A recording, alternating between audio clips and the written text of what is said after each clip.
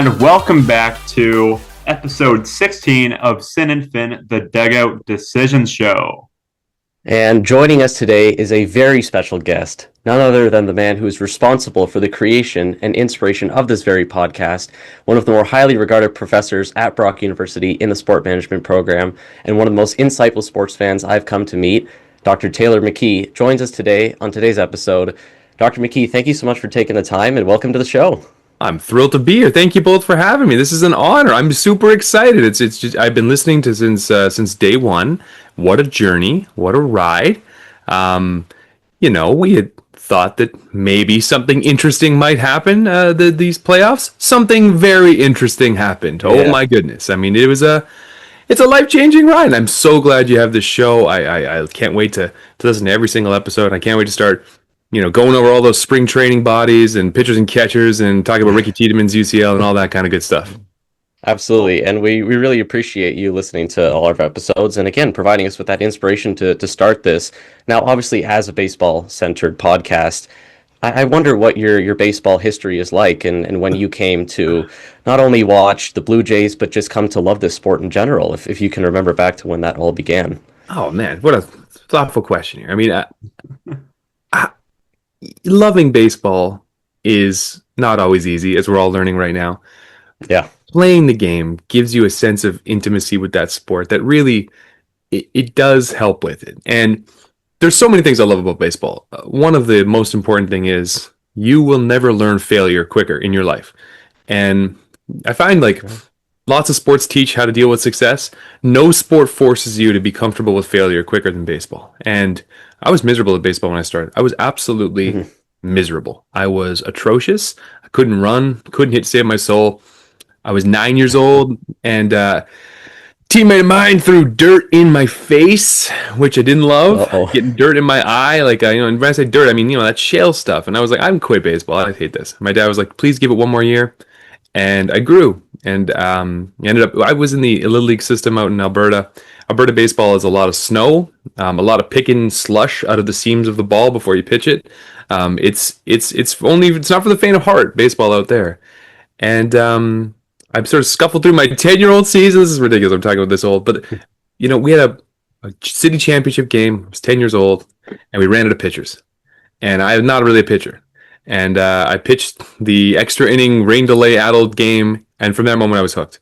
And the next season I played All-Stars. I went played travel ball throughout Alberta, and playing the game really helps you really get in touch with what it is. You start to learn the things that are annoying. You meet a lot of red asses along the way. You meet a lot of people that you'd rather not deal with. But that was me playing the game. I loved it. I mean, I grew up with the Jays in the 90s, and the Jays in the 90s, I'm the wrong age for the Jays sort of golden era where I sort of became conscious, and it was like, well, the Jays are awesome. But then the Jays teams that I watched were distinctly not awesome. Like Sean Green, I remember being absolutely loved with that. Loved Orlando Merced, Benito Santiago, and the Jays of the sort of mid-90s there. But it was not a team that was terribly successful. And then this was also just the golden age of the New York Yankees, during this period, 97, 98, 99.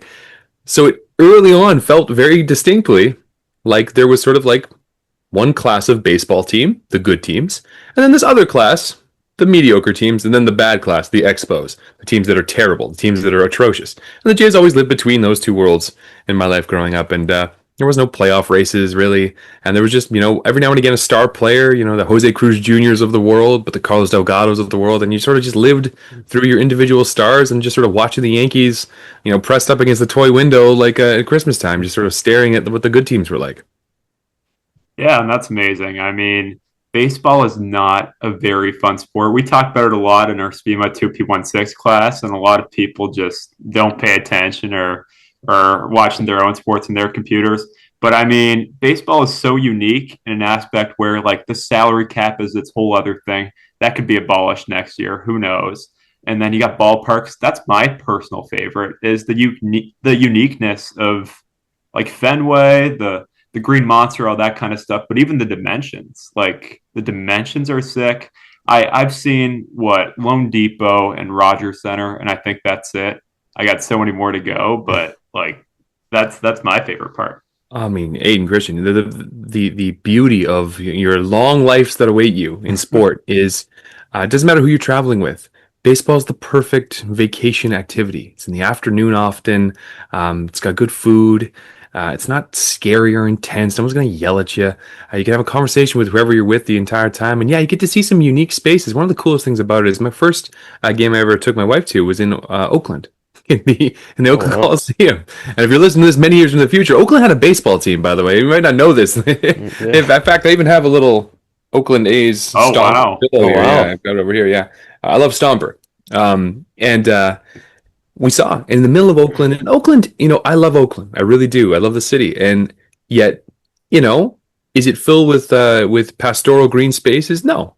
But you're talking about the ballparks. You'll be in New York City and you're surrounded by urban jungle. You're in Pittsburgh, a steel bridge city, and then a baseball ballpark is there, and it's just this beautiful green space in these urban centers, and it's very, very different from when you see a football stadium or a hockey arena. And it is truly one of the great sort of joys of my life is just going to go see whether it's the Winnipeg Goldeyes or the Victoria Harbor Cats or whatever. Like being able to go see minor league ball or big stadiums. I mean, it is truly again if you can just divorce yourself from the fact that it's not a thrill a minute game. You know what I mean? It's not. There isn't guys getting lit up in the middle of the field, and there isn't like cheerleaders dancing around. Like if you can get past that, and I hope we can, it is truly the most enjoyable sporting experience you can have. But you're right, the dimensions so cool.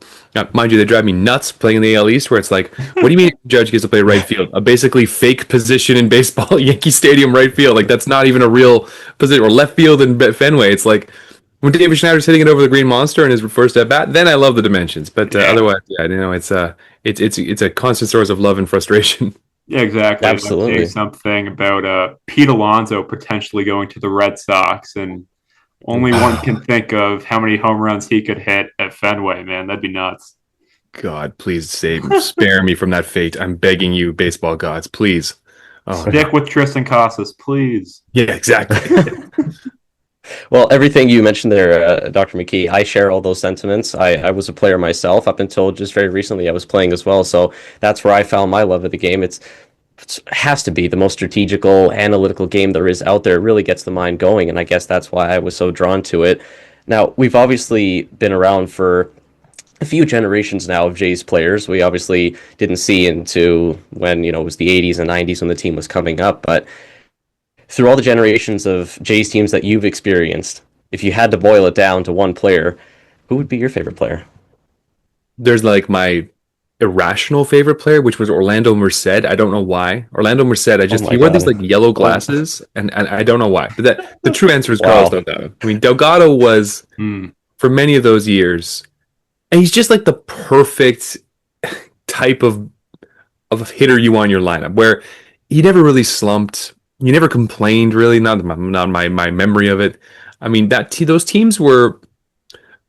There's a certain type of misery that comes from having a bad team, but there's a certain certitude you get when your team sucks. And the misery that comes through having a team like the Blue Jays is that they didn't suck. They weren't terrible.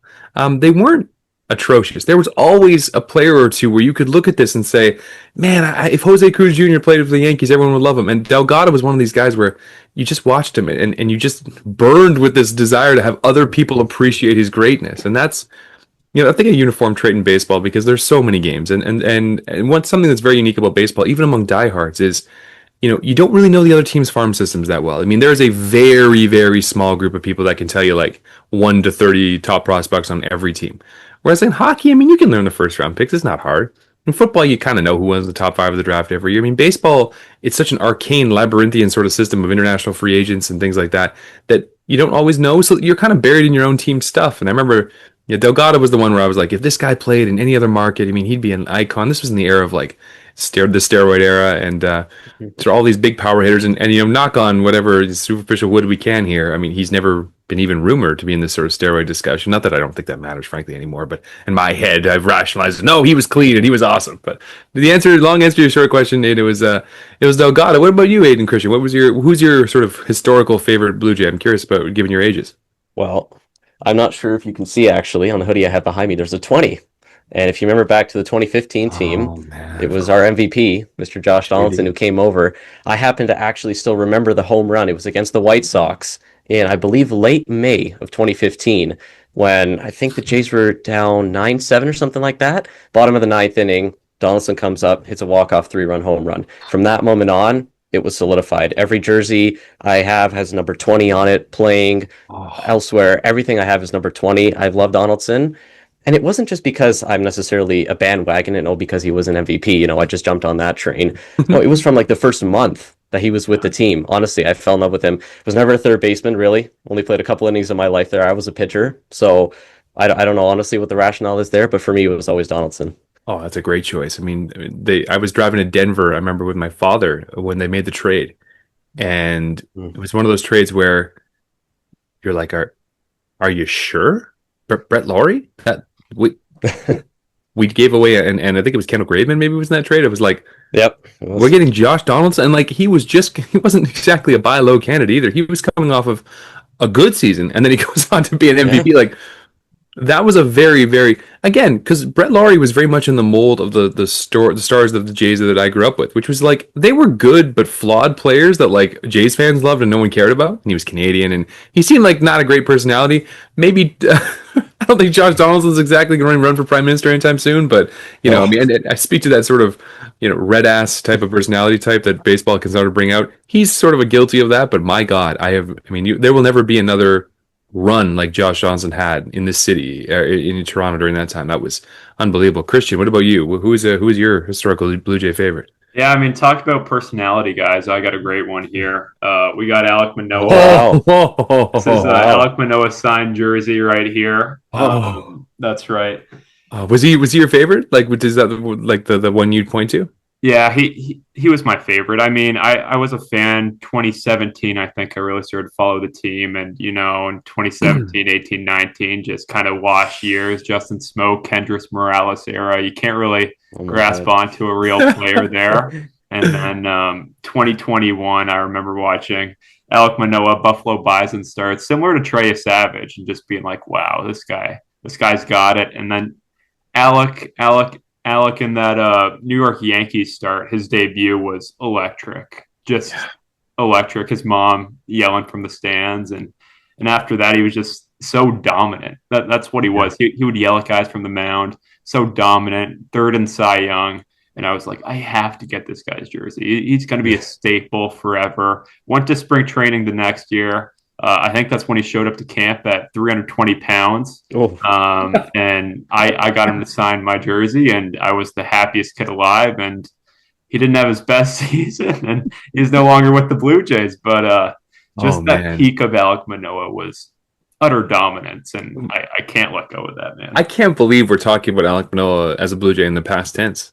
I can't believe it. Like, it's really happened so fast that it's shocking. The Jays have had a rather bizarre, maybe this is just baseball in the 21st century, but a run of pitcher appears, is unbelievable, and is disappeared. Even the Ricky Romeros of the world.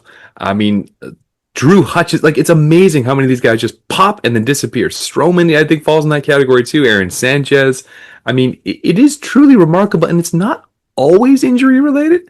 But with Alek, like, the hardest part for me was always figuring out, I mean, you mentioned it, I think mentality had so much to do with it. I mean, it was so much about just bullying guys on the mound because his stuff was amazing, obviously. He's a major league pitcher, but it was not like 102, and like on the black. Like he really, it was about guile. Like he was doing it all with guile. And with the draft, you're never sure. Like I'm still holding a candle for Barriera and Tiedemann and all these guys, but you're never sure. It wasn't like Nate Pearson where this guy appeared fully formed, like he was going to become Manoah when he was drafted. Was like he's been good, he's an older prospect, and I remember the draft being like, okay, sure, college arms, like okay, sure. And then, damn, he hit the helium through the system was crazy. I just can't believe that, as one of the least, I think, remembered part of this whole run is that they did fade Alek Manoah. I just can't believe that it's over. Where did he sign, by the way? I've already, that's how far off the map, but he must be somewhere, right? The Atlanta Braves and Alex Anthopoulos. So, for God's sake. Well, I look forward to seeing the All-Star game soon enough then. Well, touching on Manoah too, I think we actually, Dr. McKee had spoken, I think it was the last week of the regular season, and said that, could Manoah possibly start the last game of the season? And then, what do you know, a couple days later, he's DFA'd and he's on the Braves. But with that whole cocky presence, we think of another young rookie, and again, we don't talk about tires anymore. We really don't mention tires anymore. But another young rookie that came up, how about Mr. Yasavage?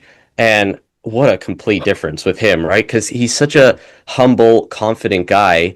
And I have to give credit, I will put this on air, that I have to give credit to Dr. McKee for mentioning that Trey Savage was the game one starter, should have been the game one starter for the ALDS. I went on record and said that in our ALDS preview, and I have to give credit to you, Dr. McKee. That was a great point. Because, oh my God, he was incredible in that game. The logic was insulate him, right? Sure enough, didn't need any damn insulation. Like the idea was, this is a broader point. I think that the way we imagine starting pitching rotations and in the playoffs still has a bit of that old baseball thinking that's sort of tied up in there. You want your guy, you want your dog to go out there. It's like, well, game one, we can look at all the statistics you'd like in terms of like, well, teams that lose game one lose or win X amount of series. I mean, again, the problem with that kind of statistical thinking is like, well, teams that lose. It's like, yes, that's sort of the problem. But game one, my thinking was it's the least important game, really. I mean, honestly, it's the only game that is truly and honestly not a must win, right? So that, I was thinking, hide him there. The kid needed no hiding. I mean, I was so fortunate to be at game 6 of the LCS that he pitched, and he was not great. And maybe there was a bit of fortune that sort of was smiling on him with those double plays. But in terms of sheer just mastery of what you can do to get batters out, to just understand to the absolute limit of what you are capable of and no more. That's, I think, one of the lessons here is that, like, you didn't see him reaching back and try and throw 97. You saw him just trusting his very specific line of attack. That's amazing. Often, we saw it throughout the playoffs. When that splitter was missing at the top of the zone, that was scaring me a little because the hand was getting a little sweaty maybe, and like it wasn't quite biting the same way. I think as we move throughout his career, watching that splitter and seeing when it misses high, you kind of know he's kind of off his game. And every now and again, that happen. I'm like, ugh. But I will never see again. There's no chance. I don't think I'll ever see a performance like that from a rookie, like the way they did against the Dodgers there. I mean, that is the cool thing about this gentleman is that, again, we can look back and that is part of established Blue Jay lore now at this point. That is something that no one will ever take. He could go the path of many of the pitchers we just mentioned and never pitch again at that level. And who cares? We have the memory. Marco Estrada pitched throw the first pitch of a game in the playoffs in large part because of a performance in the playoffs in the ALCS. Like the question again is, how much can we assume moving forward? I mean, how much of next year's performance rests on his shoulders? And that's something that scares me when we're projecting into the future, which is, I'm not sure if you're into doing that quite yet, but that's something that's just a mystery to me. Like what is a reasonable expectation for him? How many starts do you want Trey Savage to have? Because what you've got on your hands right now, the pitcher that we just saw, I mean, this is a Cy Young winner. This is a statue outside the stadium level guy. Like that you want to make sure that you don't blow your arm out, in a Tuesday night game against the Royals in May, because he's just your only good option. So this leads us into something else I'm thinking we're probably going to be talking about, but open the checkbook. Insulate Trey Savage. Don't say, okay, great, Trey's here, perfect. He's a child. He's a baseball child. Like, keep him safe from the burdens of having to be setting like an innings record next year. So being really, really, really, really conservative with him next year would be something that I think fans are going to not like. But I mean, I don't want to see him throwing 9 innings at any point in the regular season next year. Not at all. And we actually mentioned on this podcast that after what he just experienced in the playoffs, he's going to get into next season. I believe the Jays start out the season with the Rockies, A's, and White Sox. He's facing those teams. So you're thinking, what the hell is this? He's facing those teams. Goodness. So maybe that's when his innings restriction happens. I don't know. Yeah, as in like he should be in a hot tub the entire time. Like keep him away. Take it easy then. Yeah. Pull a Giancarlo Stanton and just skip the first 3 months. I'm fine with that too, frankly. I mean, I'm totally fine with that. The Jays seemingly right now have a lot of dudes in that. Now they have a lot of arms. Not all of them are awesome, but they've got a lot of arms just sort of sitting around here where I'm not quite sure where they're going to go and what they're going to do with them. And that's if they don't bring back someone like Bassett. So if he's feeling the sniffles, I don't want him making a start in those cold March games where it got a splitter in the cold. I'm not even sure that's. Yeah, I take your time, Trey. Go see the world, go travel, and spend your rookie money wisely. Yeah, and just going away from baseball for a second, coming back to you as a professor, what is it like teaching sport management courses? Do you enjoy it? Is it hard for you to get all this energy and to go to a class Monday night, 7 to 10, and teach a class? So my PhD is in history, and so I've had Canadian history courses. I've taught in history departments. I've taught in kinesiology departments, and the thought that I would like, let's say we're talking about sport policy or we're talking about nonprofits in sport. Look, I cannot believe how lucky I am. I can't believe I get to. It's the honest truth. It's such an unbelievable privilege to get to sit there and talk to a room full of people who I don't have to apologize for talking about these topics. And that's something that I brought sport up all the time in my Canadian history courses, because it's hard to understand the history of Canada without talking about sport every now and again.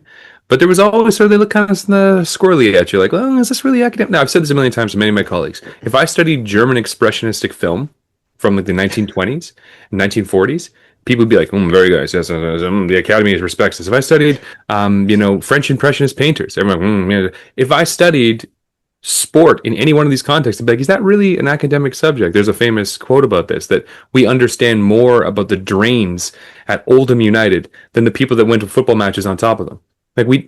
For that reason, we study every aspect of popular culture, every aspect of life in general. We don't take sports seriously. So the room full of people who take sports seriously, that's how you get fired up for this. Because how lucky am I? I could be talking about the Black Plague, and I could be talking about, the types of fescue in Western Canadian grass. I could be talking about all that stuff. I mean, the fact that I get to sit there with a room full of people, and again, the caliber of students in that broadcast is just ridiculously high. It is truly remarkable.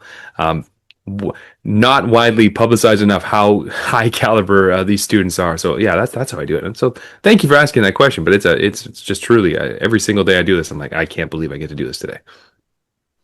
Yeah, and I mean, it's infectious. I think it was last class we were talking about the Montreal Expos doc, which is something that is very new. I think it just came out a few weeks ago, and it's just a great way to bring in a certain trending topic. It was actually that day I finished the Expos documentary, and I was like, oh, this is just great that we're talking about this, and it's not like something from the 2000s that's not irrelevant anymore. It's something that happened now. Jeff Blair's in it, David Sampson. This is really interesting stuff. So I mean, the topic was stadium financing negotiation. Yeah. Can you imagine a more relevant topic than the death of the Montreal Expos? And again, you want to understand Quebec, you want to understand even that Quebec sovereignty, nationalism. You want to understand. You got to learn the Expos. You got to learn. You will not understand the Quiet Revolution unless you can understand the Montreal Canadiens. It's really not that far of a leap, and it's so rare to have moments of sort of Canadian sport piercing the American veil like that. I thought the documentary was interesting. I mean, it was a Quebecois product, which I thought was really cool.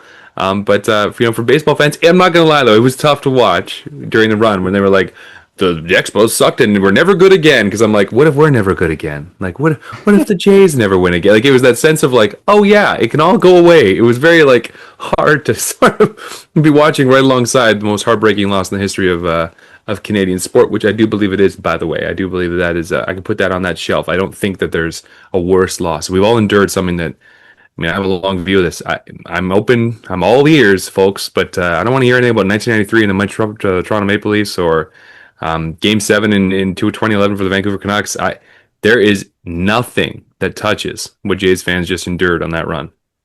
Yeah, no, without a doubt. And touching on your trajectory as a sport management professor, I will preface this by saying, without a doubt, in the, let's see, short 2.5 months that I've been in this program thus far, your class has absolutely been the most enjoyable for me. And I thank you for all the late conversations, walking to the parking lot late at night, and we're talking about Ricky T's elbow and Brendan Barriere and all the great chats we've had. But I've noticed too that you had other paths along this trajectory that you've had, working for articles like theconversation.com and being a managing editor for the Journal of Sports Studies. You've been around, obviously working in Calgary and obviously studying in school there, growing up there, been to Western as well. If you could speak a little bit to what that trajectory has been like, going through the sport world and ending up in this position where you are today, sharing all this knowledge that you have on sports in this kind of a role. Thanks for the question. I mean, I started my undergraduate journey. I want to study history. I want to study the existentialist resistance to the French Revolution. That was my graduate program. I went to master's doing that, and I did an honors degree at the University of Calgary, where that was I've had this idea that the existentialist philosophy, like through Sartre, was an expression of personal responsibility for the French capitulation of the Nazis. So I was like, okay, this is what I'm going to study. That's a real subject matter. And so I went to UVic to do my master's doing that. But when I was at the University of Calgary, in my 5th year there to do an honors degree, I was able to volunteer at the student newspaper. And I didn't know anything about writing about, but I was like, oh, wait, I can talk about sport here. Okay, this is interesting. So the first topic I ever spoke on was the honor code at BYU during March Madness. There was a controversy because the BYU basketball players were sort of getting kicked off the team, and my editorial that I wrote was like, "You don't like it. You don't got to go to BYU, guys. Like, they've been very upfront with what they're all about there. Like, we shouldn't pretend that we didn't understand." So I was like, "Oh, I can talk about sports topics." Well, I ended up becoming the sports editor the next year, and that was the first time that I really was like, "Ooh, I can maybe talk about sport a little bit." I went off to do my master's in Victoria, and I studied this, French side of things, and then I switched when I TA'd a course on hockey and Canadian identity. And I was like, "Okay, wait a second, you can study this academically? Like, people will allow you to do this?" And they're sort of like, "Yeah, kinda." So I was like, "Well, let's go for that." Victoria was wonderful, but it's a different sort of sporting atmosphere there, certainly, and the sports are different there. Rugby, soccer sort of runs that place. And I was the sports and culture and humor editor at their student newspaper. By the way, anyone listening to this, both of you, student newspapers are amazing. Why don't you get your name out there, go make mistakes, have people critique your work, have people call you an idiot. Alongside that, I started writing online for something called the Nation Network. I wrote for Flames Nation. And in one story I wrote for Flames Nation, I would get so much more feedback and people calling me an idiot than anything I have written as an academic the rest of my life. I could be a New York Times bestseller, but when I said that Hunter Shinkarik got called up to the Calgary Flames in 2015, I got way more readers on that story. Like, that's another power of using sort of sport to gain an audience. It also thickens your skin. My goodness. And these were sort of in the early years of like the analytics kind of fights around time. There's some amazing writers at Flames Nation, that some of which are still there. And that was really helpful in terms of like learning, oh, maybe I can write about sport, but I was way behind the two of you. I was in my master's when I started doing that. Then Western for a PhD. I mean, that's a place where there's a community of scholars at that point that took sports seriously. And, Western Canada and the West Coast and Ontario, these are just vastly different sporting environments, vastly different. I think about a sport like curling as an example, like what it means to people in Alberta as opposed to what it means to people in Vancouver Island and what it means to people in Ontario. Like, there are so many different sporting contexts in this country, but there's also so much uniformity. And as to bring these back to the Jays, I mean, that's one of the things that's so amazing about the Jays, that we have a little bit of this, the Raptors, as a bit of a sample size, but you have 50 years, basically, of Jays fans who have no real fondness for Toronto. And I think that that's something that's very important to explain to the sort of Toronto Blue Jays fans, is that, like, not only do they not have fondness for Toronto, they have active resentment for Toronto. I mean, I can tell you, living in a city where Leaf fans invade your building for every Leaf games and is incredibly annoying. So you grow up with that, and this notion that TSN only cares about the Leafs and sports. That simmers not just in Vancouver, not just in Alberta, but in all across the country. So the Jays, though, we all kind of agreed to just sort of love the Jays, and the Jays were always sort of this thing that you kind of always stick with. And in my journey throughout there, having the Jays the entire time has been wonderful. I remember being in the grad student office at University of Victoria, absolutely livid because the Jays traded Adam Lind. I was a friend of mine, James. He was studying his master's as well at the time, and we were like, "Can you fricking believe they traded Adam Lind? Who is Marco Estrada?" Like, and I'll never forget that. Like, these moments with the Jays, you sort of track that, and you're like, "Oh, Marco Estrada, he's not even good enough for the Brewers bullpen." You're like, "Oh my goodness, great! This is an awful trade. Anthopoulos has lost the plot. This is over." And this is sort of, again, you can trace your personal journey. This is the same way you guys are going to do this with this run. You're never going to forget where you were during this period, and you're never going to forget the things you thought were important when you were like, maybe we can get by with Jacob Barnes this year. Like, you'll never be able to forget that as well. And I hate to put you on the spot here, but I know you've had a tumultuous relationship with hockey. So just from a pure viewership standpoint, regardless of what just happened in the World Series right now, or any bias, because this is a baseball podcast, if you had to pick between hockey and baseball from a pure viewership standpoint, where would you go? Like, I love baseball. Like, I love the sport of baseball. I know hockey is my sibling and baseball is my love. Does that make sense? Like, yeah. Hockey is my brother. I can't lose it. Like, I can physically want to I have three sisters, but if I had a brother, I could imagine I'd want to beat it up, and I want to beat my brother up. Hockey drives me crazy, but I'm stuck with it. You know, it's something that's a part of me. Baseball is something that I have chosen. I love it, and it's something that rewards scrutiny, and it's something that the more you think about baseball, the more baseball gives you more to think about. Hockey, I mean, it almost punishes you for thinking too much about it. You know, the more you think about hockey, and then it's like, oh, never mind, Connor McDavid. You're like, oh, okay, cool. Like, there's really baseball. There's just no end, and that sounds crazy in a sport that you got the Dodgers essentially running things right now. But there's so much depth of information. There's so much just history. There's so much richness to the story of baseball that hockey. The more you look at it, sometimes the less it appears an interesting subject matter. So that's how I'd answer that. Where like, I love baseball, and I am unfortunately related to hockey. Well, that's Yeah, very interesting. that's great. Oh my goodness. So, well, let's just jump back to your love we just talked about in baseball. And the whole reason this podcast was created is because of this wonderful 2025 season. Like, truly incredible. And a big part of it is how unlikely it was.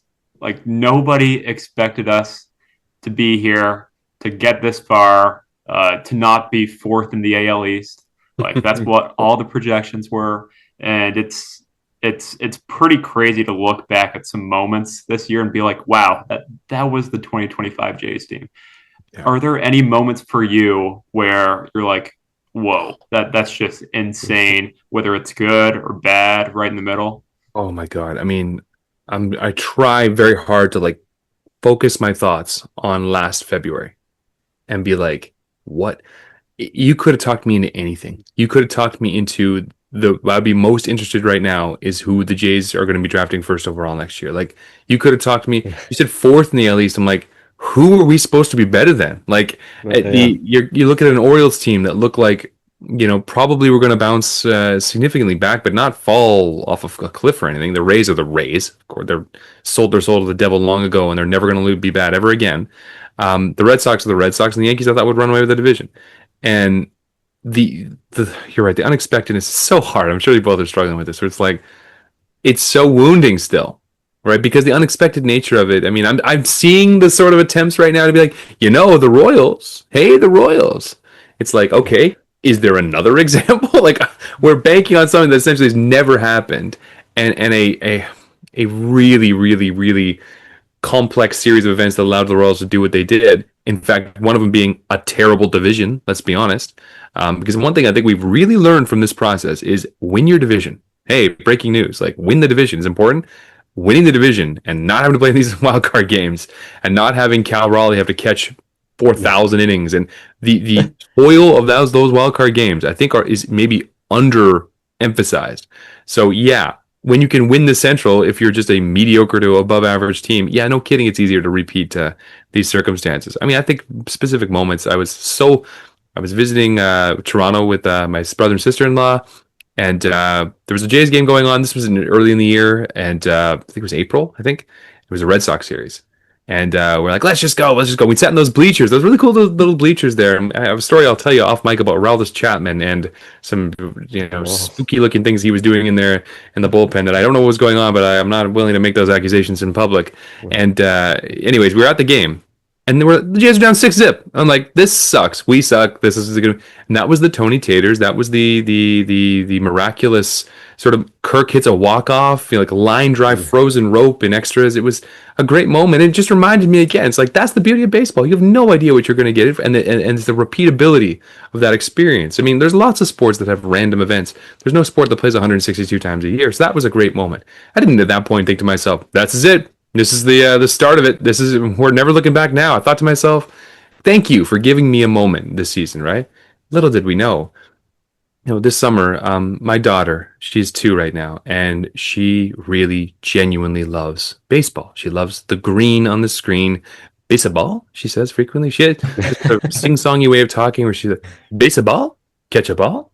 And she really likes go Bargy, she would say all summer. So, loved Addison Barger, but we went to a game, gentlemen, that if I told my own self in February that this was occurring, Miles Straw hit 2 home runs. Oh my God, in this game. And my young daughter, who we were terrified was going to be, home run horn goes off. This is her physical reaction. If you can't see, if you're just listening, she is dancing with her arms out. She loves the home run horn. Learned that because of a Miles Straw home run. Like, Wow. is there a better like summation of the weirdness of this year? Miles Straw hit 2 home runs in a major league game this year. I would have been like, I don't know who he got DFA'd and played for, but there was no possible way it was going to be the Blue Jays. I thought to myself in February. If he would have hit 2 home runs in New Hampshire, I would have been surprised to hear that. I mean, there's so many weird moments like that now. At that point, that was a series against the Rangers. That was, I don't know if you remember that game, but it was like just a complete ass kicking, like a shellacking. It was starting to feel like they're going to make the damn playoffs. Oh my God, they're going to make the playoffs. Division, but the playoffs looked real. And then my dad visited me, and we went to a September series against the Yankees, and it was Max Scherzer. And we thought to ourselves, you know what? How many times are you going to get to see a first ballot Hall of Famer pitch? And you think about it right now, how many first ballot Hall of Famer pitchers are in the major leagues right now? Kershaw and Scherzer. Really, that's about it, right? I can't think of maybe Verlander, of course, yeah, Verlander, of course, yeah, and yeah, because you're looking at like, oh, well, maybe Skeens, maybe, yeah, who knows, guys? Like, who knows? Like, who freaking knows, right? And he was amazing for 3 innings. He turned back the clock, and I thought to myself, thank you, Blue Jays, because you gave me another moment. And like, baseball's like this. You essentially have like a little tackle box or a little charm bracelet, and you add these little charms to your bracelet over and over again. I was at this game, and I was at that game. We're gonna have to see a lot of games to get these things. You mentioned Kendrick Morales, Christian, by the way. On my honeymoon, we went all up the Oregon coast, all through California. I've caught one ball in my life, a Kendrick Morales home run ball in batting practice. I'm walking. This is a true damn story. I'm walking through the concourse with my wife, and a ball comes screaming in there. Boom! Left hand, caught it out of midair. Best moment of my life. I'm like, I'll never forget this. Hurt like hell. Big seam imprint on my hand. Anyways, another charm, right, to the bracelet. Another one of these moments. You give baseball enough of these chances, you're going to leave with all these little experiences. And I thought to myself, great. I got a whole bunch of little experiences. My daughter loves the game. What more do I want? I didn't expect them to go and win a playoff series. That would have been great. But it was the Yankees. Remember, gentlemen? Like, it was like, I'll tell you what Vegas remembers. Vegas remembers an underdog, at home. Like, and it felt like, just don't embarrass me. How many times did you feel like that this season? Just don't embarrass us. Just don't embarrass us. Just be respectable. I only started believing Game 5 of the World Series, gentlemen, and that was my mistake, right? Looking back, that was the mistake. I shouldn't have believed, right? But it didn't feel possible until it looked like it should happen. And that's unfortunately, the enduring legacy of this is going to be for a long time. Like, I'll get to a place in which I can be happy about it, but it's still too raw. Like, I'm so envious of those bandwagon people that are like, oh, well, what a year. What a year. It's like, yeah, what a freaking, and like, oh, it's the best World Series game ever played. Don't ever ask a Red Sox fan about Buckner and see if they're like, oh, it was a great game. It's like, no, they can't watch it. They can't, no, it's misery. Like, I don't know when I'll get to a place in which I can appreciate what Yamamoto did. My brain appreciates it. My heart is like, don't talk to me about Yamamoto right now, like, ever. Like, I don't want to see that guy ever again. Like, it's too much. You talk about witnessing Buckner, and I think you both know this. Watching, I happened to be in person at the Game 7. Like you said, you can't erase those memories. You can. Yeah. Like, I can always see IKF sliding into home plate. I'm always going to know what that looks like. Yamamoto walking in from the bullpen in the 9th inning, what that looks like. And it's incredible. And we actually talked on our last episode about this, the cast of characters that was on this team. You look at like Dick Lovelady that made the opening day roster, Lazaro Estrada, Jose Urania, Spencer Turnbull, Easton Lucas. The names go on. I could name them for days.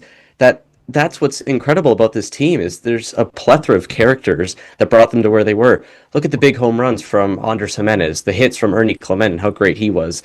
So it's really tough because the motto of this 2025 Jays team was the team effort. It wasn't really just one guy. Obviously, Vlad was at the center of the show, but it was really a team effort. If you had to boil it down, though, to one player, aside from the entertainer of the year, if you have to boil it down to one player, maybe it's one position player and one pitcher, maybe something to that effect, to who had the biggest impact in this 2025 run.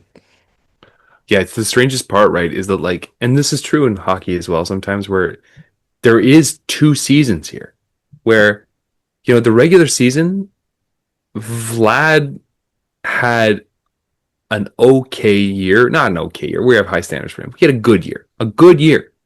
Not a it's Springer, right? It's just there are two seasons, and for that reason, Ernie Clement, I think we've already kind of forgot. I think we talked about this, Aiden. Like what his WRC plus was in the regular season. Who cares? He turned into Yeah. freaking John Olerud and Paul Molitor combined in the playoffs.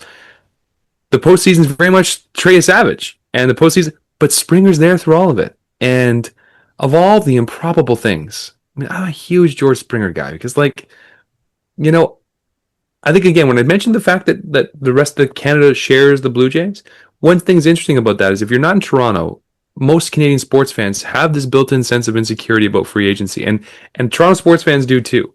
But so they all feel it. So they all felt when Hyun-Jin Ryu chose Toronto, that's a big deal. And when George Springer chose Toronto, that's a big deal. Like it felt like a big deal in that moment to be chosen, and for a guy to really, really embrace that was great. Not just this year, but in the previous years. And it really looked ugly. It looked ugly because that's not a guy you're like, okay, just throw him in a dumpster. Who cares? But there were, I mean, look, if you said George Springer gets MVP votes or is DFA'd, which one are you going to bet on? I'm betting on the DFA going into this year for sure. I mean, Oh my God. he looked like a corpse in spring training. It just so the guy who best in terms of the absolute out of nowhere, holy crap, spirit of this team is Springer, and that sounds crazy because he's of course one of the most prolific, postseason performers of all time, but the joy he played with, the lightness that he brought to the team too. I mean, he's just a great dude, and the heartbreaking. My heart just keeps going back to this, like just sadness because you mentioned it in all the cast of characters you could go to. They won the division, which I still think is one of the largest contributing factors why they made the World Series by 0 games. It was a tiebreaker. Like if Tony Taters doesn't hit those home runs, if they all get a small share of this, you know what I mean? That 2 home run performance from Miles Straw, it all mattered because every damn win was the most important win in retrospect. Every win is equal of do you know what I'm saying? So how are we supposed to say that this is a blueprint? And I understand that we have philosophical approaches to the Blue Jays roster construction, high contact, putting the ball in play, run prevention, all of these things. But in execution, when you watch it play out, it doesn't feel like a plan. It feels like a bunch of random stuff. Like it feels like a bunch of stuff you could never have predicted in your wildest dreams.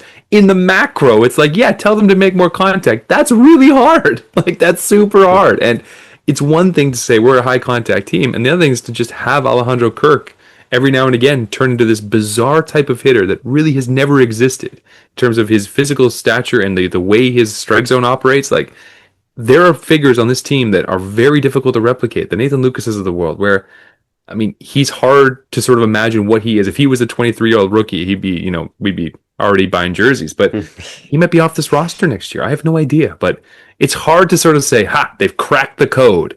And one of your podcasts, I do really appreciate what you were talking about, that this is going to change the way that teams construct their roster. I think you're absolutely right. There's going to be a lot of teams that are chasing it. Personally, I hate it because I think it's like a lot of the cheap teams. Like, excellent, great. We don't need good players. We just need players that get contact a lot. And it's like, oh, great.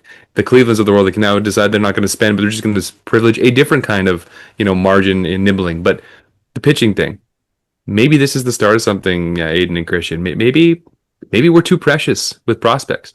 Maybe Nate Pearson should have been up as a 22-year-old. Maybe this has been the problem all along, that maybe we're just wrong. Maybe the Japanese model of like have these guys throw, the Koshin high school tournament. Maybe we need to rethink some certain things there. Kirk came up from Double A. We kind of forget that because COVID, fried our brains. But maybe the baseball, the 26-year-old rookie is just the way things are done. Maybe that isn't the way it should be done. Maybe you don't need to dominate all 3 levels before we give you a chance in the major leagues. That's just that there are other sports that are kind of learning that too. And Trey, I mean, I'm not suggesting everyone's going to be Trey Savage, but if Ricky looks okay, maybe just let's see what we've got before we get a Nate Pearson that absolutely crushes his arm trying to get to the major leagues, and by the time he's there, there's nothing left. So maybe that's the lesson here. But yeah, in terms of one moment or one player, my goodness, like, yeah, it's got to be Springer, right? It just has to be. Yeah, going back to the Trey Savage thing, I think we touched on it earlier, just talking about what to expect from him in 2026. And the Toronto Blue Jays perfected their plan with Trey Savage. I mean, they had a plan probably from spring training, how many pitches he would throw, what his outings are going to look like. Like that was a big reason why he was throwing bullpens in Buffalo. Like Yeah. they had a set plan for him. It wasn't fluke. and he ended up being really effective. Same thing goes for Braden Fisher. Braden Fisher Yep. was sent down, couldn't be called up for the next few days. They let him relax. They let his arm heal, and he was a very effective part near the end of the season. And that's why I'm confident about Trey Savage for 2026. Mm. The Jays had a plan for Trey Savage in 2025. It worked very well. It's a Mm. structure that teams are going to look at for the next few years. I mean, Garrett Crochet was similar to Trey Savage. I think Garrett Crochet debuted in the same year he was drafted. I think Oh he was wow. like 2 months after he was drafted. Chicago White Sox. He was put in the pen. Looked really good, and he's an ace right now. Man. Not out of the bullpen, but still he debuted very quickly after being drafted, and I think it's very interesting. Now, some prospects are more raw than others, but Hmm. with guys like Alec Manoah, guys with Trey Savage, who've spent a lot of time in university, and these are some really good like universities. I think we talked about it, or maybe we didn't. It's the Eastern Carolina ECU, yeah. um, pitching coach who taught Trey Savage how to throw a splitter. Like truly insane stuff. Like these aren't super raw prospects, and Trey Savage wasn't. And a lot of people knew that. Somehow he fell to 20, 21, whatever it was, and debuted shortly after that. But I think it's a very similar structure that we could see in the next few years. And I'm sure there's going to be times where it's going to flop completely. And we Yeah. talked about the contact thing. Like, is Paul DePodesta with the Colorado Rockies going to sign Luis Ariz this offseason and hope he There we go. turns back the clock a little bit? Maybe, It's a little but rich it's for their blood, frankly. I know it's certainly interesting how that's gonna work out though. Yeah, I mean, in terms of the pitching development side of things, I mean, you said the Jays had a plan. You know, you're absolutely right. And I mean, I got a plan for Jojo Parker. If he wins Silver Slugger next year, it's like, there's having a plan. I think one of the things that I really give the credit to the Blue Jays for is he didn't carve AAA. Like he struggled with location. And I think when he struggled in the major leagues, he struggled with location. One of the things philosophically that I think about this with other sports. The 18-year-old hockey player, he's gonna turn the ball over. Turn the ball over. He's gonna turn the puck over. He's gonna make mistakes. He's gonna get embarrassed. The thinking here though is like, so do major league pitchers, right? Like, okay, Trey walks some guys.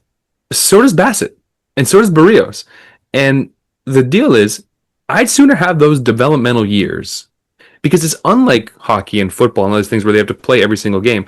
I'd sooner have him learning lessons as long as he's not getting caved in. You know, I'd sooner have him learning those lessons in the major leagues than in AAA. I'd rather have the J staff around him and things like that. I just don't understand why it's taking this long for them to sort of get to this point because it wasn't like Trey Savage was absolutely lights out at every level this year. He really did struggle at times. And those were arrows that should have said to us, temper expectations when he gets to the major leagues, right? And we were teaching a class actually for his debut, and it was like 9 strikeouts, some crazy thing. I thought the guy didn't understand what a strikeout was when I was asking him. Like, what are you telling me the truth? 9 strikeouts? What are you talking about? Like, so the point is like being aggressive. And you know, I've seen like it was lots of Jay's commenters, like Andrew Stoughton was talking about this, like that give them credit for putting the pedal to the metal, saying this is a year we should try and win. We should try and make some mistakes with Trey. So I mean that with whether it's Ricky or whatever pitcher they're going to trot out there next. What value is there in having him? Like, you're never going to have a perfect project coming out of AAA who's going to walk in there and deal. So if they're going to make mistakes, I'm fine with that. But, you know, I think about Pearson. I think about all the good years of development we wasted, not wasted, but that were spent in AA, AAA, trying to become the perfect major league arm. And it never arrived. And I do wonder if he was doing that same process in the major leagues, and maybe does he learn quicker? Do we get a better sense of what he was? And it was just health with him, obviously. But you know, I think there's Nate Pearson is to me the poster child for we can't have that ever happen again with the Blue Jays arm. Like because the Jays arms, the reason that they're running up top 5 payroll is not because of Nathan Lucas. It's not because of Rennie Clement. It's because they can't develop arms. And the reason that the Dodgers felt like Goliath and we felt like a cockroach is because all of our top 5 payroll dollars went for buying good but not great old pitchers. Let's be honest, right? Like the good but not great arm is incredibly expensive. It's got to be the least efficient market in the entire of pro sports. Is the innings eating older pitcher? That's Barrios, that's Bassett, that's Scherzer, that's you name it going back. And the more years the Jays have to spend, what 40 to 50% of their payroll on those type of things, the Jays aren't going to be free to spend on Kyle Tucker. Well, they should be. That's maybe a separate topic, but do you know what I'm saying? Where they need to develop these arms to avoid overspending on above average aged veterans. Yeah, and you mentioned trying to put our mind space back into February and thinking of the cast of characters that were going to come along throughout the season. Did we really think that Addison Barger was going to have the impact that he would? A Mason Fluharty out of the bullpen, even Christian's guy, Joey Loperfido. How about him? There's a bunch of names, but like you said, you really don't know. You're going into the season, you're thinking that, okay, Santander's your cleanup guy, right? There's your thump. Okay, there's your veteran presence with Scherzer. You have Hoffman in the back of the bullpen. Those signings really didn't work out that great in the regular season. I don't know if any of those guys honestly had more than a one baseball reference WAR in the regular season. Yeah. I mean, it was horrible. So it's obviously tough to tell going into the offseason what the team is going to look like in 2026, but maybe internally or externally, are there any players that are on your radar? And I guess I'll put this into a two-piece question. Anyone that's on your radar within the team that could possibly have an impact in 26, and where would you go as a priority for the offseason? I think we've made it clear in this podcast, Bo is our priority. Yeah, I mean, but there's no future of building on anything this year that involves having to start from scratch in terms of run production without Bo. I mean, Bo is truly an enigma in so many facets. There's a very interesting sort of player dynamic with Bo Bichette that we're not totally great at talking about in public. I've noticed that we don't seem to know. He's quiet. He's reserved. This is a very strange fella, and that makes him incredibly hard to read one way or another. Look, the pathway forward in terms of production starts with Bo. They have to open the checkbook for Bo. There's really no, I mean, in my humble opinion, there are lots of sound baseball related arguments you could make for getting rid of Bo Bichette. There is no business case for getting rid of Bo Bichette. There is no fandom case for getting rid of Bo, not getting rid of, but for not heavily investing in him. He is an incredibly imperfect, player. He is a player that, in person makes a lot more sense than on the stat sheet. And when you look at it and you're like, geez, he's probably, if I showed you his stats, you'd be like, this is a DH, right? This is obviously a DH. This has got to be one of the, and in fact, if I showed you none of his vitals, I'd be like, what's this guy look like? You'd be like, oh, he's probably like 6'5" and 274. Like, you know what I mean? It doesn't, here's a mystery. Why is he so slow? Like, it's just bizarre. Like, it's one of the strangest things. He's in good shape. He's not. It's weird. And yes, the version we saw here was an injury addled, but his sprint speed year on year is just cratered. So is that the toll of shortstop that's taken? I'm sure. I mean, you're seeing all this stuff right now, being like, oh, teams saw him play second base and are now interested. Give me a freaking break, guys. Like, oh my God. Baseball GM imagines shortstop playing second base. What year is this? Like 1914? Like, yes, he can play other positions. Everyone would have known that. The question was always like, is he willing to? That's another strange part about the whole like personal dimension of Bo Bichette. It's like, how does this sort of quiet, really fuse to Bo or really fuse to Vlad sort of personality, also the guy that would not accept playing second base? Like, it's strange, right? So to me, the checkbook's open. Get it done unless he wants to leave. And then at that point, you can start talking about how you can improve. If they lose Bo, we have to start just sending prayers up to the baseball gods for a miracle too. I just don't see what happens unless Santander. Jesus, I mean, as you both know, it's not a great free agent market for what the Jays need. There isn't like a lot of like, oh, well, that's perfect. Aside, well, there is a few, but there's only a few, and that means that there's a lot of teams fighting for the same carcasses. And if I could bring Kyle Tucker in, yeah. I mean, the truth is, gentlemen, there isn't a single bat that I would turn away at this point. You know what I mean? And there isn't a single, and that sounds crazy because you think the arms are the solution, but to what I'm saying here, like none of the arms that are out there are the ceiling raisers that they need right now. They need to sort of they've got to hope that their ace is already in their staff, and that everybody else they can hopefully develop, and hopefully they've got another surprise in their staff. But I mean, going out there and signing as a free agent, look, Joe Ryan, like what is that going to cost you? I don't know. It's going to be steeper than we'd probably like. Is Nathan Lucas involved in that? And is that going to cost you a JoJo Parker? I have no idea.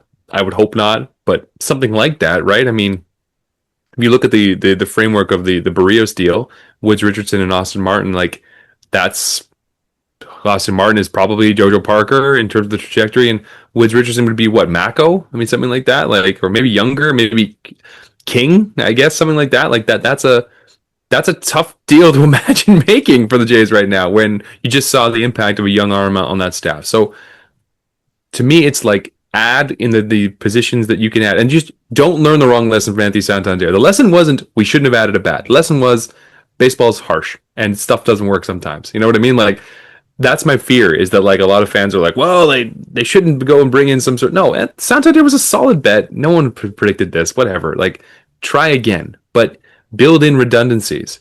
And don't go into next year just expecting this team to be the same team they were this year. They have to make changes, and that's something that's so crazy. But I know, the sort of baseball mindset is to sort of like build around a core. They've got the core, that's fine, but they need serious renovations. They need, these guys who came off the bench and became starters to go back to the bench, frankly, and be awesome bench pieces and have, Nathan Lucas be an awesome utility guy or be a star for some other team, but they need meaningful improvements to the lineup, or they risk again. We're fighting for that second wild card spot again. And that's not, does any Jays fan really want to go back to that? You know what I mean? Like, can we please go to, Texas on the road to play with, it's like, they want to be serious about the division this year. This needs to be an unprecedented level of spending this year. And I'm sick of hearing like, oh, they have a, near a record high payroll.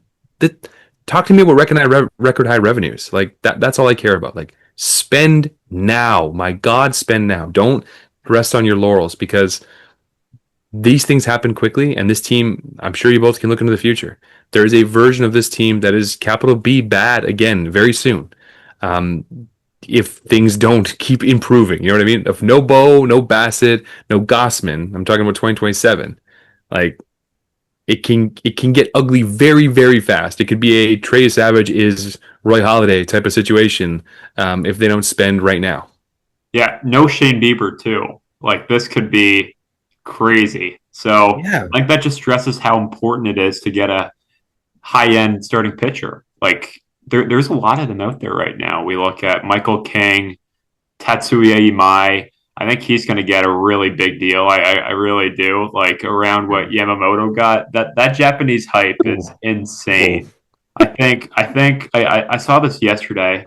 Japanese pitchers are probably one of the safest bets in free agency. Like when have you like Shun Yamaguchi? Like Yeah. he was not good, but everyone I feel like outside of him, like Kodai Senga, Yamamoto, Even all these Darvish. guys are Darvish is.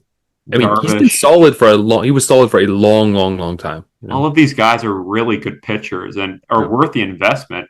So, like Ross was talking about trades, you go out there make a trade, but we don't have the assets to really get a Scooble. Like Scooble would be otherworldly, but Joe Ryan is the next big guy, and but starting pitching is my focal point. And I'm going to be honest, I love Pete Walker. I don't really know why he's still here. I think he's more of a bench coach than a pitching coach. You can see during like the broadcast, he's John Schneider's right hand guy. And sorry, Don Mattingly, maybe that's why you're out. We don't know, but I think we should have got our little David Popkins version of a pitching coach. Oh, But interesting. That's a bit of a hot take there. You're out on Pete Walker maybe then. You said he's gone as far as he's going to go. yeah, we've had him forever, man. And our Good pitching, point. when has our pitching staff been incredible? 2023, our bullpen was nuts, Yeah. and our starting pitching has always been mid.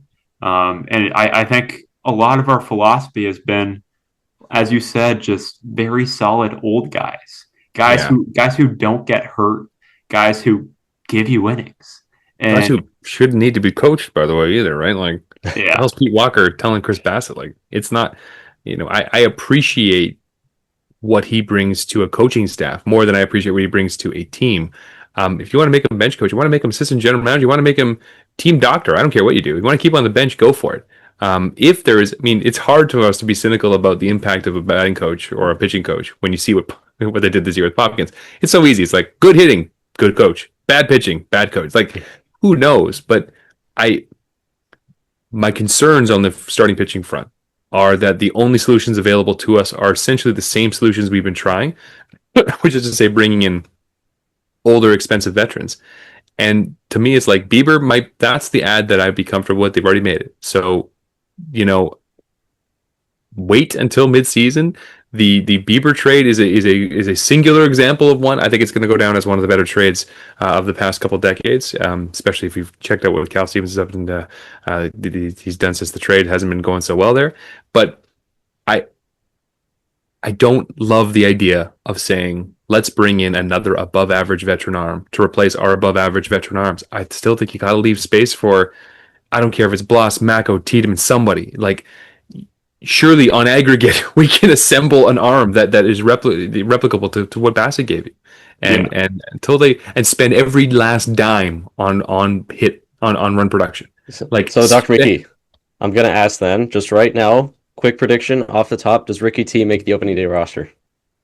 opening day? Oh, damn. I mean, no. Or Because- no, okay, does he pitch in 2026 for the Jays? Yes, I really think he did. Well, but knowing my luck, he'll have like, oh, did you know that your leg also has a UCL? He's getting Tommy John on his foot or something. He'd be like, what the hell are you talking? Like, with our luck, he will be, essentially his arm will fall off, like going into the bathtub or whatever. But I mean, this really is the sort of like Nate Pearson 2023 for him. Like, this is a year he must progress.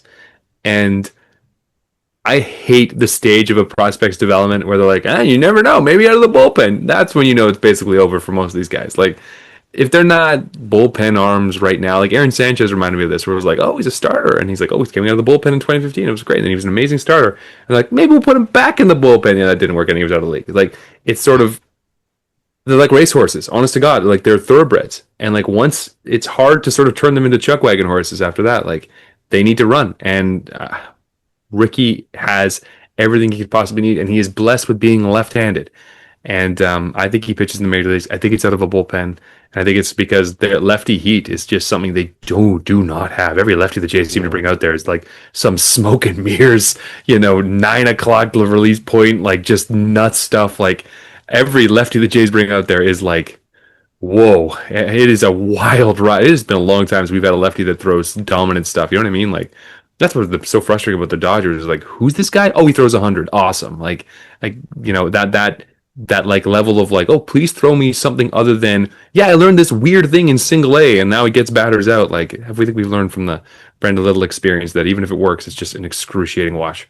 Yeah, Justin Robleski for the Dodgers, man, was he a watch. Like, just insane. And even against our righties, like, he got every single one of our lefties out, but against our righties, and Andres Menez isn't a big fan of him, but I love lefties who throw heat like Robleski, and I have the same idea. I don't think he can stay healthy.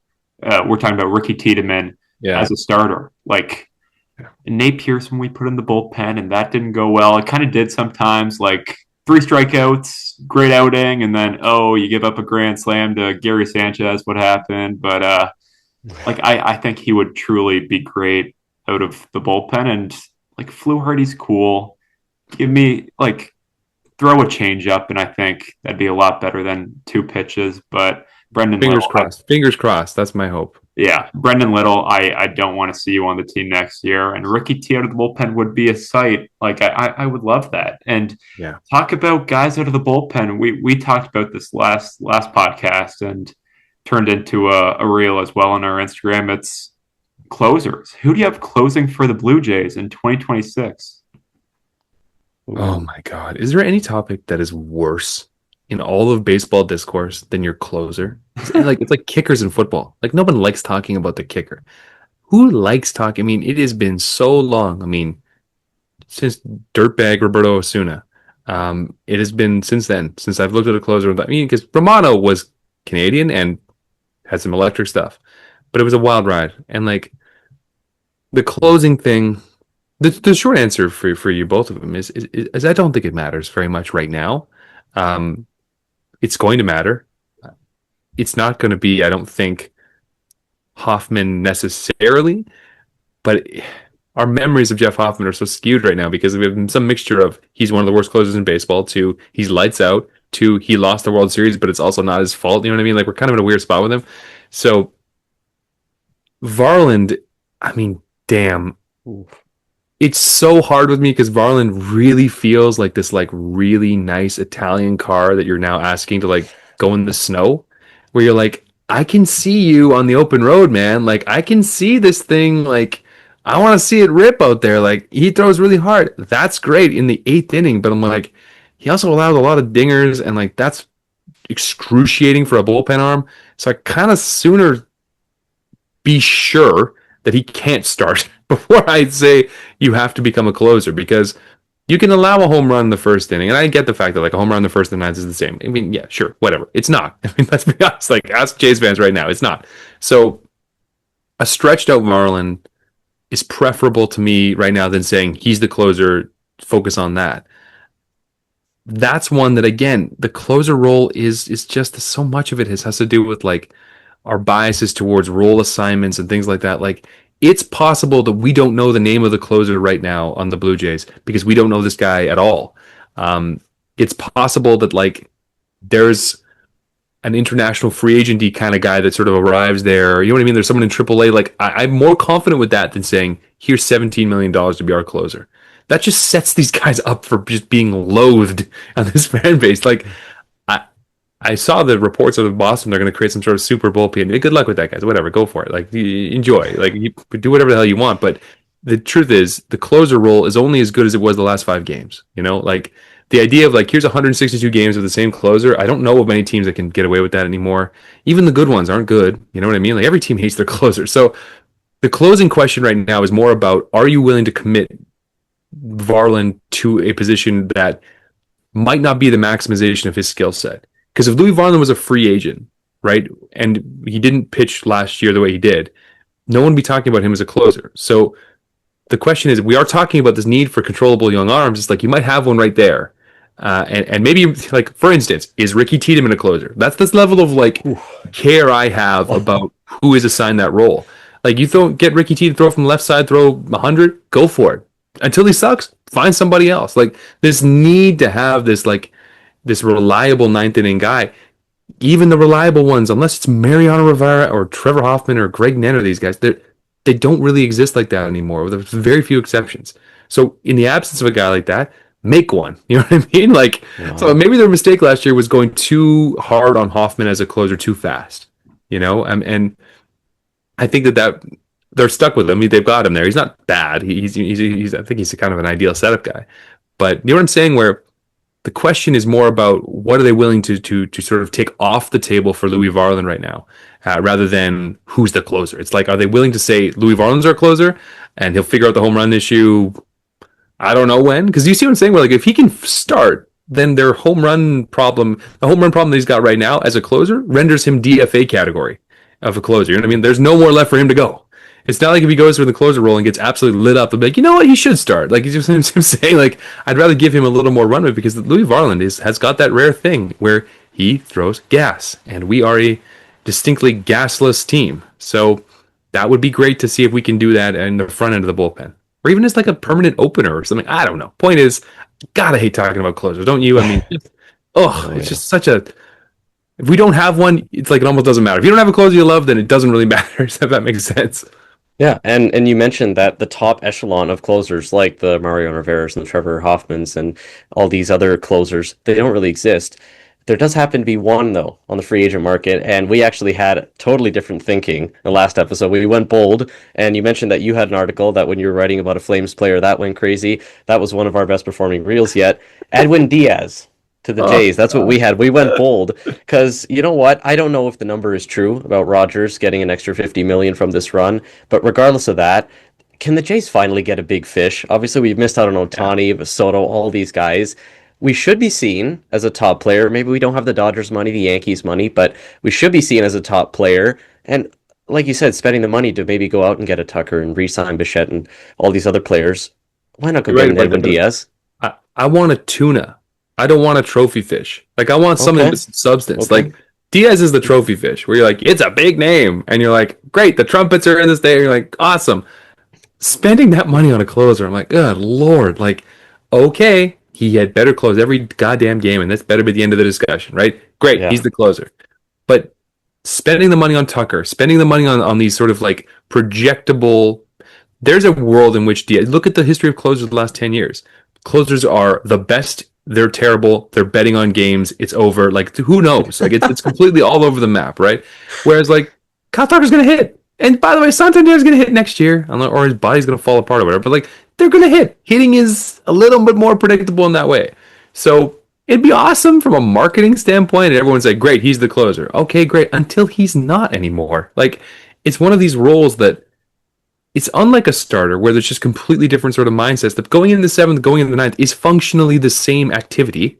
Like, it is one inning of work, right? You know what I mean? It's not a completely different regimen and a completely different even body type.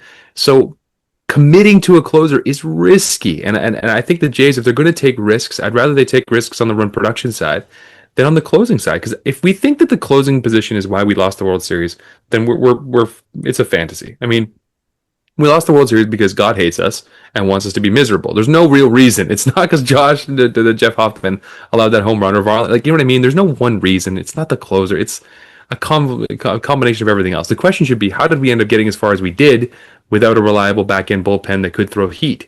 And Louis Varland, who, as we may remember, was brought in at the trade deadline, it was like our most if you watch the Blue Jays for the first time, you'd be like, Louis Varland must be the mayor of Toronto. He was in every situation. Like, that tells you how rare that skill set is for this back end of the bullpen. So the solution should be whatever Diaz is going to get paid. Pay 6 guys who throw 100, because I swear to God, they seem to be everywhere right now. Go raid the farm system of the Dodgers, whatever they have to do, and just figure it out later. Like, AAA, I'm sure, is littered with guys who can throw heat. Find some guys who throw gas and figure it out, because committing to that side of run prevention and the closer part seems like the cart before the horse right now for the Blue Jays, especially if you're staring down having to replace Bo. And I know that sort of feels like Bo is the kind of self-destruct thing, but I think there's at least a 40% chance that he's gone. So at that point, who cares who's closing? It needs, you know what I mean? It's all hands on deck, run production wise. So yeah, my long answer is, like, Diaz would be cool from a marketing standpoint, and the whoever runs the light show for the Rogers Center is going to have a lot of work over the winter to come up with a new little trumpet thing. But aside from that, yeah, it's I am less concerned about who's closing and more concerned about every other inning leading up to there and how we're ever going to get a lead worthy of closing, if that makes sense. Yeah, I just hate paying relievers. And going back to the trade deadline, there were so many relievers traded. Oh, Gregory Soto's gone. Oh no, that's our left-handed pitcher target, and then he sucks with the Mets. Ryan Helsley, we've been in talks with the Cardinals about this guy for like 3 years. Like, is brutal with the Mets, and then Joe and Duran, like, wasn't what everyone thought he would be. Like Mason Miller was with the Padres. He was just another reliever who throws Yeah. 100 like every other guy in the MLB. And you just can't pay a reliever. It's just not a safe bet at all. They're so unreliable. It is crazy. And going back to 2017-18 era, I think it was Sung Won Oh. We got in free agency, like, just a stud, and traded him at the trade deadline. And so many other guys like that, Ryan Tepera, Joe Biagini, like, just guys you find like that who are diamonds in the rough. Yeah. And you just can't afford to take a portion of your payroll and allocate it to relievers. It's just not a smart decision. We reap the consequences of that with Jeff Hoffman. And we talked a little bit about Kyle Tucker in this podcast. I'm really battling with who's my number one target this offseason. Is it Bo? Is it Kyle Tucker? Kyle Tucker's a 5-tool player, a guy who will the outfield be tricky? Will Santander or Springer have to play like a bunch? Yeah. It's Kyle Stinkin' Tucker, man. Like, this guy is unreal. I think it was like an MLB Network guy, Mark DeRosa or something. Oh, the bet to ball skills, he belongs as a J. Like, I think it goes way more, like, way farther than that. The defense, the Astros days, him, Miles Straw, George Springer. I think there's something there. He's my number one target, just narrowly, and Bo Bichette after that. Yeah. I don't know. That's a great decision. I mean, Tucker it's a positional fit. It's a cultural fit. It's perfect. I wish there were more candidates out there so there'd be more suitors spreading the money around. He's going to get paid an absolute shocking amount. Yeah. There's no real way of sort of, again, the problem with like assigning value to a player is so market dependent in terms of one offseason to another. So Tucker's value versus, again, even in this offseason where I think there's going to be some shyness about spending and some worries about a future salary cap that might never exist. I mean, this is the time for the Jays to be the bullies, right? And if that means we were talking about this with the redundancies in the bullpen of the Dodgers. Their strategy was pretty clear. Find guys who throw gas, or find guys who throw anything but gas, or find guys who throw gas and get them not to throw gas, by the way, which is another weird thing. They just never threw fastballs. But just have a lot of them. Like, and that costs money. And it costs development. And it means making mistakes. Right now the Jays are on razor thin margins in their bullpen. Where it's like they needed Brandon Little. They didn't put him out there because they thought it'd be funny. They put him out there because he's one of their best options. That's the problem. And Brandon Little, bless his little heart, that knuckle curve of his got him, he's probably going to put his grandkids through college, that knuckle curve, right? Great. But that's the sort of smoke and mirror stuff that the Dodgers are not about, where it's like, okay, you might not know who this guy is. He throws insanely hard. And you might not know who this next guy is. He throws insanely hard. And that costs money. It costs development resources. And I feel like, again, the Jays, while they can nibble in certain ways, they should go out there and buy big on bats and just throw scattershot approach to the bullpen, rather than, as you put it out there, Christian, committing individual resources to large scale relievers. I just don't think they're that. I don't think they're that good yet in terms of their bullpen to say we just are a Diaz away. That's all we needed was the $20 million contract we have to give to one reliever. Like, I just don't see it. Well, I got to stick with both. That's me. We're talking about top priorities. I can understand the Diaz thing. I can understand. I can push that aside. I know I wanted to go bold and say, yeah, give me Diaz. I can push that to the side, but I'm a bow truther. I said that Donaldson was my favorite player. As soon as 2019 hit, I got the hair going. I got the bow jersey. That was my guy. Wow. So as much as Vlad is the fan favorite, Vlad's the guy. No, it's always been Bo for me. So I really hope they bring him back. I know he's not the same Bo. We chopped the hair. He's a little bit bigger now. He doesn't run as well, but it's still Bo. How cool would it be to look back and think that for 20 years straight or 15 years straight, Vlad and Bo are playing together? And you have the statue, and there's a picture of them when they were in the minor leagues or they had just come up in 2019, them sitting together. How cool would that be to see? And that sort of ties into this whole run that the Jays have been having and how they've captivated the city. We have our opinions on the bandwagoners. We do. That's their own little category. But we see how in Toronto, all across the country, the Jays hats are everywhere. The Jays jerseys are everywhere. Seemingly everyone across this country was watching the games. They were following along with the players for the entire month of October. It was incredible that it did last a month. But how does the success of this team captivate sports fandom for Toronto and for the whole country? I mean, it's something we're going to measure in decades. In terms of impact. I mean, that the Raptors run is the only comparison we have. And basketball is so uniquely positioned there in that, like, those players are already virtually celebrities in their own rights. So you likely knew a lot of basketball players before you watched a bunch of basketball games. Whereas what the country got to do with this run is they got to meet all these people we knew, and people were like, oh, you're going to love them. I couldn't wait for people to like get a hold of Ernie Clement, right? I mean, this guy's great. I mean, he's got his own little like following, male and female now these days, that are all interested in Ernie Clement. And it's like, yeah, this is what the baseball sort of does, introduce you to these types of personalities. There is no clear equivalent to what we saw with this run. Basketball, because of the way that the Kawhi Leonard deal happened and the way in which the Raptors were good for so long, and they were constantly knocking on the door and constantly getting embarrassed by mostly LeBron James, it always sort of felt like, oh, they finally broke through. This is not it with the Jays. The Jays were not even in the same stratosphere as some of these teams. And the way the run worked, right, with Yankees, Dodgers, Mariners to a lesser extent, but those markets, everyone knows the New York Yankees. People have all now learned the Dodgers. These are marquee franchises. That played into this sort of Canadian sense of not only is it us versus them, not to mention the fact that there's a lot of us versus them going on right now within the United States, but it's not just America. It's the Yankees. It's Darth Vader. These are clearly the bad guys. Like, clearly we are good and they are evil. Like, that's very helpful in sort of bringing in this sort of wider discourse of sports fandom. Of course, it's not true. They're not evil. Well, I have my own thoughts, but you know what I mean. It's an illusion. there is no when we look back at this time, we won't be able to really compare it to anything else. They could win the World Series next year, and for every year going on, it will never feel like this year felt.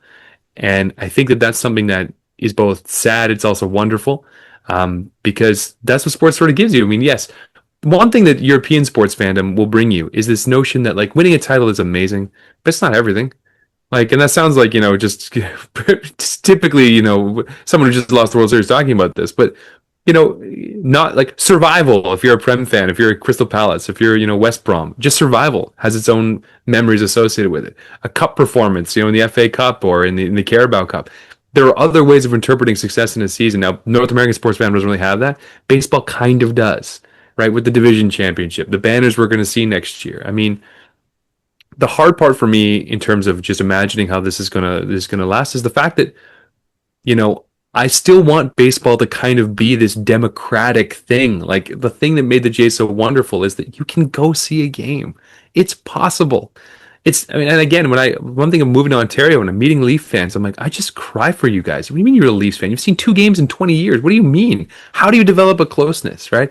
My concern on an overall macro sense and more from like a sport management point of view is I don't want this to say, excellent, great. We can now turn this into a Toronto Maple Leaf style product where every single ticket is $175 and because we can sell it. The Jays sort of are a much more democratic enterprise given the cost of the tickets, frequency of games, those types of things. I hope against hope, and I've laid a candle for this, that the lesson that Rogers hopefully learns from this is that the more people that are exposed to their product, the more it grows.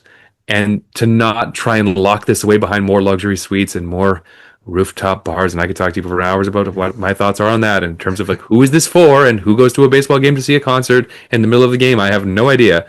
But I mean, that type of logic is the one that scares me, is that I want them to learn the lesson that baseball is a sport meant to be shared with people, not necessarily just on TV.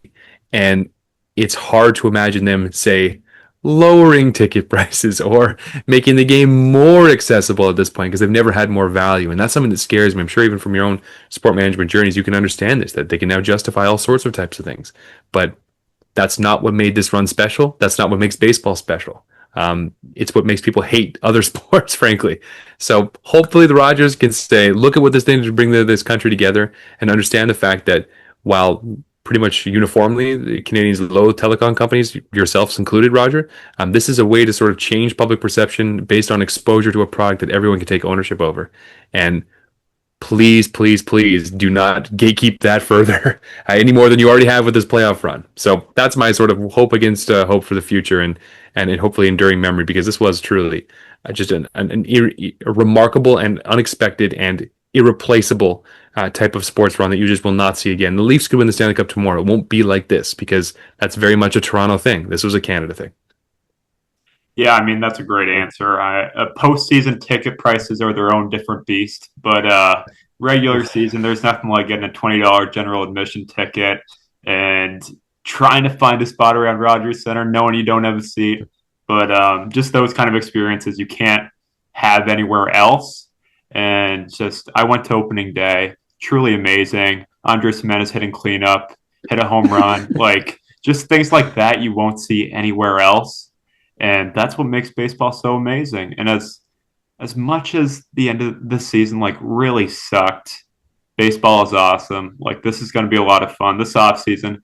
We know the Blue Jays are going to buy. Are we going to have heartbreak again? Is Roki Sasaki going to like spawn back to life? Like I don't know. Oh I don't know. And talking about fandom, like I don't know how many times people have asked me like, how are we going to fill in like Ernie Clement's shoes? And I'm like, Ernie Clement's locked into arbitration for the next 5 years. It's just those new kind of fans that don't know what it's like but want more of it, and it's interesting. Yeah, I mean, people are like, how much does Trey Savage make? Like, you would be surprised. You would be surprised that right now I believe David Schneider is paid less than every single player in the NHL, and that there's a backup catcher out there that makes more than Connor McDavid. Like that weirdness of baseball of like, oh, that guy, he's getting paid sports poverty, and that guy who sucks is getting paid more than every single player in the National Hockey League. Like that getting them sort of appreciating that dimension of it too is like, yeah, because of the weird eccentricities of contract negotiation. We're about to go through this ride with Trey, where it's like, do they just lock him up early? What does that even look like? Why would he sign that deal? You have Scott Boras doing what, slam poetry these days, talking about his clients? It's unbelievable. Like, he literally was out there talking with Pete Alonso. This was literally him doing some sort of ayahuasca fueled poetry reading. It was bizarre. I mean, this is the weirdness of base. That's not happening in hockey, okay? Like, I can't name you one football agent. You know what I mean? Like, these personalities are only in baseball. So I'm signed up. I'm already in. Let's just get to February. I want to watch that great. We got a Grapefruit League title to defend, boys. Like, come on, like, let's go. Yeah. That's the most important thing. I mean, just about had the double this year, but we'll get it next year.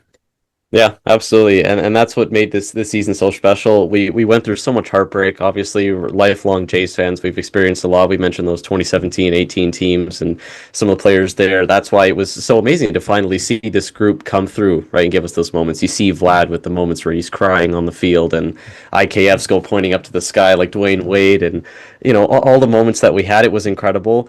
We really hope that it continues into the off season and they get some big names. They start off strong in 2026. Start off maybe with like a 9-0 start, something like that against those crappy teams. That'd be nice. Just get off to a good start there. But we really thank you for everything that you've done, inspiring this podcast and inspiring the fandom in us, and to get on here and share our opinions about the Jays, which we've had for so long. It's so great to be able to let them off our chest at times, and even just to talk about it. It's been amazing, everything you've done in the class as well. We really appreciate all that, and thank you for coming on to talk to us today.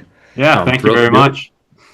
Thrilled, and you both are never going to regret doing this. I mean, you're going to have the rest of your lives, and I can't wait to listen to your post game after we win the World Series next year, and we can break this all down again. Looking forward to it. Coming. Absolutely. Go Jays! Thanks for listening, everyone. Go Jays! Thanks for listening.